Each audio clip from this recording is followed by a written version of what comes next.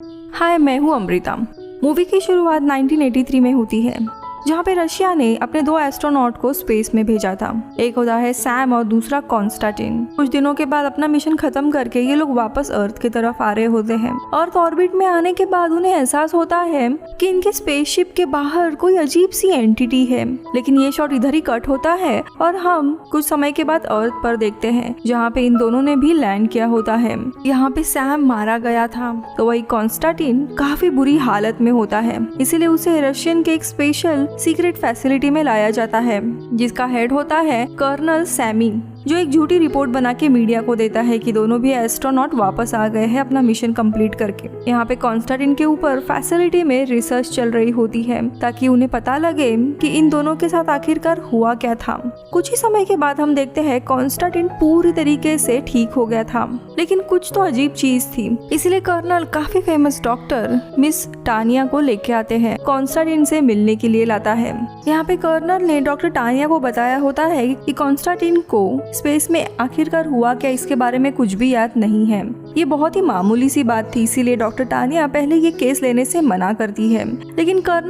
लेकिन कर्नल उसे एक रात रुकने के लिए कहता है। रात में फिर सबको वापस लैब में लाया जाता है, जहाँ पर हम देखते हैं कि कॉन्स्टेंटिन के मुंह से एक अनजान एलियन क्रीचर बाहर निकलता है। डॉक्टर टानिया ये देख के काफी हैरान होती है और यहाँ पे कर्नल उसे सच्चाई बताने लगते हैं कि जब दोनों भी एस्ट्रोनॉट वापस आ रहे थे, तब एक एलियन ने इनके ऊपर हमला किया। उस एलियन ने सैम को तो मार डाला, लेकिन कॉन्स्टेंटिन को अपना होस्ट बना लिया एज अ पैरासाइट, जिसके बारे में अभी तक कुछ भी पता नहीं चला है। तो यहाँ पर डॉक्टर टानिया को एलियन के बारे में सारी जानकारी निकालनी थी और उसे कॉन्स्टेंटिन के शरीर से अलग करना था। कर्नल आगे बताते हैं कि जब कॉन्स्टेंटिन इस फैसिलिटी में आया था, तो पहली ही रात में उस एलियन ने डॉक्टर को मार दिया था। ये एलियन सिर्फ रात में ही बाहर आता है और बाकी का पूरा समय वो उसके शरीर में ही छुपा रहता है। जब वो बॉडी के अंदर होता है तब 30 सेंटीमीटर तक छोटा हो जाता है और जब बाहर निकलता है तब ऑलमोस्ट 1.5 मीटर तक बड़ा हो जाता है। और कॉन्स्टेंटिन के बॉडी से बाहर निकलने के टाइम पे वो टॉक्सिन रिलीज करता है, जिसके कारण कॉन्स्टेंटिन बेहोश हो जाता है। ये एक्चुअली कॉन्स्टेंटिन के शरीर को कोई भी नुकसान नहीं कर रहा था। इनफैक्ट उसका शरीर पूरी तरीके से हील कर रहा था, इसीलिए लगभग 2 दिन में ही कॉन्स्टेंटिन के सारे घाव पूरी तरीके से ठीक हो गए थे। अब डॉक्टर टानिया अपना रिसर्च करने लगती है और रिसर्च में उसे पता चलता है कि कॉन्स्टेंटिन और एलियन दरअसल कॉन्शियसली यानी माइंड से एक दूसरे से कनेक्टेड है। अगर दोनों में से किसी एक को भी नुकसान किया तो उसका इफेक्ट दूसरे को होगा। यहाँ पे डॉक्टर टानिया अनुमान लगाती है कि ये एलियन दरअसल एक सिम्बायोट है, यानी एक तरह का पैरासाइट जो अपने होस्ट के शरीर में रहता है, लेकिन उसे कोई नुकसान नहीं पहुंचाता। यहाँ पे डॉक्टर टानिया को चेक करना रहता है कि एलियन और कॉन्स्टेंटिन किस लेवल पर एक दूसरे से कनेक्टेड है। इसीलिए वो कॉन्स्टेंटिन का बैकग्राउंड चेक करने लगती है और उसे पता चलता है कि कॉन्स्टेंटिन का एक बेटा था जिसे उसने अबैंडन कर दिया था और अभी वो ऑर्फनेज में था। इसीलिए डॉक्टर टानिया कॉन्स्टेंटिन से अगले दिन मीटिंग रखती है और उससे पर्सनल चीजों के बारे में पूछती है, जैसे कि उसके पेरेंट्स। देन अंत में उसके बेटे से रिलेटेड क्वेश्चन करती है। फिर कॉन्स्टेंटिन डॉक्टर को अपना फेवरेट सॉन्ग भी बताता है। यहाँ पे उसके पास एक टॉय भी होता है जो उसके बेटे का था और वो विश कर रहा था कि शायद एक दिन वो अपने बेटे से मिल सके। उसकी काफी फीलिंग कनेक्टेड थी, लेकिन तभी वो अचानक से फ्रस्ट्रेट होने लगता है कि उसे यहाँ लैब में क्यों कैद करके रखा है। दरअसल यहाँ पे कर्नल ने उससे काफी सारी चीजें छुपा के रखी थी कि उसके अंदर एलियन है, इसीलिए उसे एलियन का पता ही नहीं था और वो डॉक्टर टानिया से रिक्वेस्ट करने लगता है कि मुझे यहाँ से फ्री करा दो। इसीलिए मीटिंग के बाद डॉक्टर टानिया कर्नल से रिक्वेस्ट करती है कि कॉन्स्टेंटिन को एक नए रूम में ट्रांसफर किया जाए, जहाँ उसको ऐसा न लगे कि उसे कैद करके रखा गया है। अब रात के समय में टानिया उस एलियन के पास जाती है। वो कुछ चेक कर रही होती है, तभी देखती है कि एलियन उसके मूव्स कॉपी कर रहा होता है और फिर अचानक से टानिया उसके रूम के डोर ओपन करने के ऑर्डर्स देती है। अब ये लोग टानिया को सेफ्टी सूट पहनाकर एलियन के रूम में भेजते हैं। यहाँ पे टानिया कॉन्स्टेंटिन का वही टॉय लेती है और धीरे से उसके रूम में छोड़कर पीछे हट जाती है। तो यहाँ पे एलियन उस टॉय को अपने पास रखता है, यानी वो एलियन और कॉन्स्टेंटिन दोनों के फीलिंग्स भी एक दूसरे से कनेक्टेड होते हैं। कॉन्स्टेंटिन के लिए वो टॉय इम्पोर्टेंट था, इसीलिए एलियन को भी होता है। लेकिन तभी कुछ आवाज आती है जिसके कारण एलियन का अपने दिमाग पर कंट्रोल आ जाता है और फिर वो इनके ऊपर अटैक करने लगता है। लेकिन तभी लोग आकर टानिया को बचा लेते हैं। फिर वो कर्नल को बताती है एलियन एलियन और कॉन्स्टेंटिन सेम एंटिटी बन चुके हैं, लेकिन एलियन के बारे में अभी भी कुछ पता नहीं है। शायद अगर उसके पावर और भी बढ़ जाए और वो इंडिपेंडेंट क्रीचर बने तो वो कॉन्स्टेंटिन को मार भी सकता है। जिसके बाद टानिया एलियन की रात की कुछ फुटेज देखने जाती है, पिछले कुछ रातों की, लेकिन उसे बीच में ही कुछ फुटेज मिसिंग मिलती है, यानी किसी ने उन फुटेज को गायब कर दिया था। उसे कर्नल पर शक होने लगता है, इसीलिए वो लैब के एक दूसरे डॉक्टर को टेप के बारे में पूछती है, लेकिन वो डॉक्टर हिचकिचाते हुए कुछ भी बताता नहीं है। लेकिन टानिया उसे बताती है कि इस रिसर्च में दरअसल उन्हें नोबेल प्राइज भी मिल सकता है और ये सारा श्रेय वो उस डॉक्टर को देगी अगर वो टेप के बारे में बताए तो। अब डॉक्टर भी लालची होने के कारण मान जाता है और उसे चुपके से कार से एक दूसरी जगह पे लेके जाता है।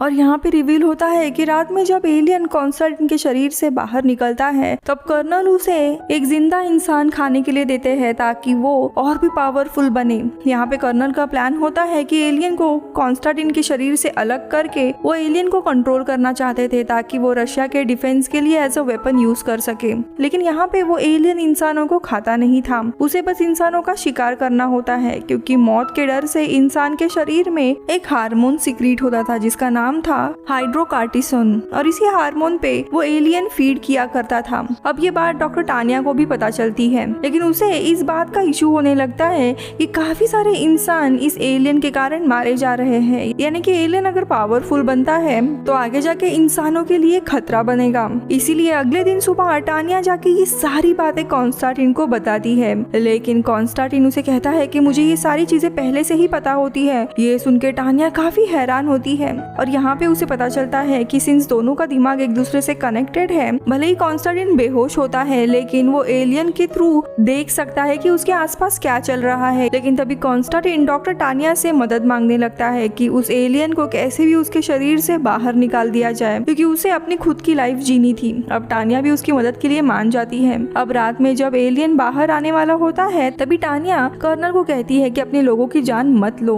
और वो एलियन आते ही वो खुद उसके सामने जाके खड़ी हो जाती है। उसको पता होता है कि एलियन और कॉन्स्टेंटिन का दिमाग कनेक्टेड है, इसीलिए वो एलियन उसके ऊपर हमला नहीं करता। और फिर वो कॉन्स्टेंटिन का फेवरेट सॉन्ग प्ले करने लगती है, जिसके कारण एलियन कुछ समय के लिए शांत हो जाता है। लेकिन वापस कुछ डिस्ट्रैक्शन के कारण एलियन जब कंट्रोल में आता है तो वो आसपास के सारे लोगों को मारने लगता है। कैसे तैसे टानिया बाहर आ जाती है। अब अगले दिन टानिया जब रिसर्च कर रही होती है तब उसके सामने एक सवाल आता है कि एलियन ने आखिरकार कॉन्स्टेंटिन को ही क्यों चुना, सैम को क्यों मार डाला। इसीलिए वो तुरंत सैम का शरीर का स्कैन करती है, जिसमें उसे पता चलता है कि उसे दरअसल एडिसन डिजीज था, यानी अर्ली स्टेज ऑफ कैंसर, जिसके कारण उसके शरीर में वो हार्मोन कम क्रिएट होता था। इसीलिए उसने सैम को मार डाला था और कॉन्स्टेंटिन के शरीर को होस्ट बनाया था। सो टानिया यहाँ पे एक प्लान बनाती है और कैंसर के कुछ सेल्स अपने साथ लेने का डिसाइड करती है। सेम डिजीज वो कॉन्स्टेंटिन के शरीर में लगाना चाहती थी ताकि एलियन बाहर आ सके। लेकिन कर्नल को जब ये पता लगता है तब वो कॉन्स्टेंटिन को छोड़ के बाकी सबको मारने के ऑर्डर्स देता है और कर्नल उस डॉक्टर को मार देता है जो टानिया की मदद कर रहा था। तो वही दूसरी जगह पे कॉन्स्टेंटिन और टानिया को आर्मी घेर लेती है, लेकिन कॉन्स्टेंटिन समय रहते अपने शरीर में कैंसर के सिरिंज इंजेक्ट कर देता है। अब जिसके कारण वो एलियन उसके मुंह से बाहर निकल जाता है और अपने पूरे फॉर्म में आ जाता है। इसी हड़बड़ी में कॉन्स्टेंटिन जो कि बेहोश हुआ था, टानिया उसे लेकर कार से दूर जाने लगती है, लेकिन वो देखती है कि कॉन्स्टेंटिन की हालत और भी खराब होने लगती है क्योंकि वो और एलियन एक दूसरे से कनेक्टेड थे। लेकिन तभी कर्नल उस एलियन को कैद करके टानिया का पीछा करने लगते हैं और उसे मारने की कोशिश करने लगते हैं। ये देखते हुए कॉन्स्टेंटिन काफी मुश्किल से अपने एलियन के दिमाग पर कंट्रोल कर लेता है। फिर एलियन कॉन्स्टेंटिन के शरीर में चला जाता है और जैसे ही उसके शरीर में जाता है कॉन्स्टेंटिन खुद को शूट करके मार डालता है, क्योंकि उसे भी पता था कि एलियन इंसानों के लिए खतरनाक होगा और वो खुद कभी भी एलियन को कंट्रोल नहीं कर सकता था पूरी तरीके से, क्योंकि एलियन की पावर समय रहते काफी बढ़ रही थी। अब ये सब कुछ शांत हो जाता है, जिसके बाद कुछ समय में हम टानिया को देखते हैं जो उसी ऑर्फनेज में आती है जहाँ पे कॉन्स्टेंटिन का बेटा था। कॉन्स्टेंटिन की इच्छा होती है अगर उसे आखिरी चांस मिलता तो वो अपने बेटे को अपने साथ रखना चाहता था। अब इसीलिए टानिया उसके बेटे को अडॉप्ट करती है और टानिया अपना बचपन याद करती है। दरअसल वो खुद भी एक ऑर्फनेज में पली बड़ी थी और इसी के कारण वो कॉन्स्टेंटिन के बेटे से कनेक्ट कर पाती है और उसे अडॉप्ट करती है। और मूवी इधर ही खत्म हुई। बाय।